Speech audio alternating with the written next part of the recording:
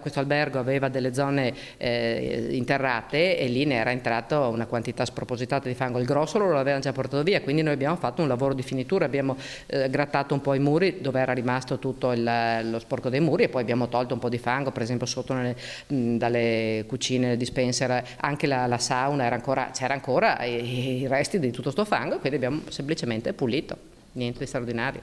Guanti, stivali e voglia di dare una mano, prima come cittadina e veneta che come sindaco. Lei, Maria Scardellato, si schermisce e dice niente di straordinario, ma un anno fa, a pochi giorni da Vaia, c'era anche lei a presentarsi con alcuni cittadini della sua Oderzo nel comune simbolo della devastazione, Roccapietore.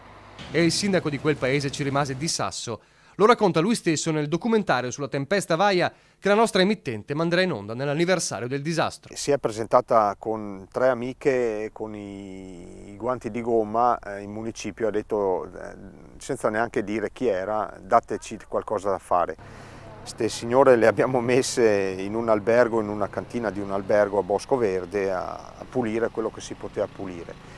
Per dire quanto anche un sindaco di una città importante come Oderzo si sia dedicato al nostro territorio. Abbiamo dato una mano a finire di sistemare, ma loro avevano già fatto tantissimo. Simbolo di un Veneto che si mosse unito per i comuni colpiti e non solo andando a spalare fango. Sono molto orgogliosa, dice Scardellato, di quanto fatto a Oderzo quando tutte le manifestazioni di Natale furono organizzate per devolvere aiuti e fondi. Abbiamo raccolto 62.000 euro, che è una cifra veramente consistente, tutto grazie a volontariato. Giorni difficili da dimenticare. La cosa tristissima era proprio vedere gli alberi per terra rotti come stuzzicadenti, era una cosa tremenda da vedere. Ma anche il ricordo di una popolazione che fin da subito si era rialzata e voleva reagire, riuscendo anche a sorridere. Dentro al bar dove siamo entrati a bere un caffè, per esempio, era già tutto sistemato e il proprietario di questo bar mi ha detto che avevano già pulito. Io ho detto: come ha fatto a pulire tutto? Perché mi ha detto che era appena arrivata l'acqua calda. E ho detto: come ha fatto a pulire tutto? E lui mi ha risposto: con l'acqua fredda ho pulito.